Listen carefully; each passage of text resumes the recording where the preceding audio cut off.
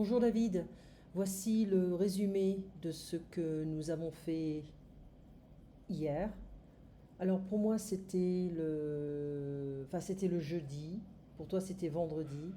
Voilà, c'est la leçon 8 sur 11. Alors je t'envoie deux podcasts, Radio en ligne, Parlez-vous français. Et ça, en fait, ça venait de l'article de l'Express que je t'avais envoyé la semaine dernière.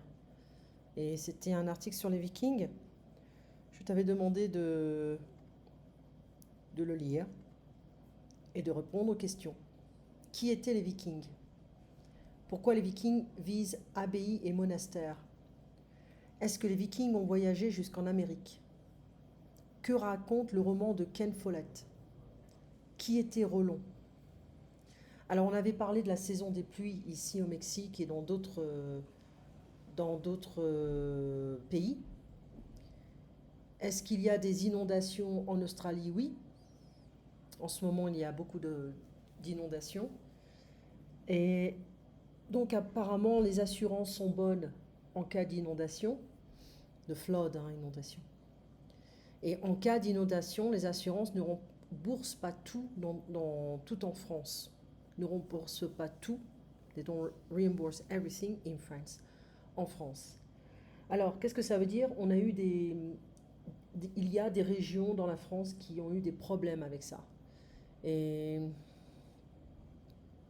c'est quand même, c'est assez, comment dire, c'est assez dommage parce que la France devrait être un petit peu plus organisée que ça. Le IMF, FMI, le Fonds monétaire international, la Banque nationale, la Banque mondiale, pardon, les projections économiques pour la France pour 2024, ce n'est pas très bon. Ce sont des projections et non des prédictions. Apparemment, la France en 1992, c'était la quatrième économie du monde. En 2008, le PIB diminue. Et ensuite, en 2024, l'économie, le pays va encore diminuer. Et la France va certainement tomber à la 10e place. Donc on est en période de récession en ce moment. Et ça risque de durer quelques années. Billion, en français, c'est milliard. Il y a beaucoup de problèmes avec les crédits et beaucoup d'endettement. En France, la dette publique est énorme en France, surtout avec la sécurité sociale. Alors ça, c'est le site où tu peux voir pas mal de statistiques. C'est très sérieux pour les statistiques dans le monde de chaque pays. Comment est l'économie australienne aussi stable que l'économie canadienne, apparemment? Au Canada, l'économie est bonne parce qu'il y a beaucoup d'agriculture, de pétrole, il y a les mines, la culture du blé, la viande. La santé est gratuite à partir du moment où on travaille. Beaucoup de temps libre, de congés. On a des jours de maladie. L'argent, monnaie, on va pas dire monnaie en français. La monnaie, c'est coins, you know, the coins. Petty cash. L'argent is money. Les fonctionnaires en France ont la sécurité de l'emploi. Ils ne peuvent pas être licenciés. C'est une protection, un avantage, une immunité, à moins que unless. Les gens n'ont pas peur d'aller chez le médecin ou à l'hôpital. En Europe, en Australie, mais aux États-Unis, oui.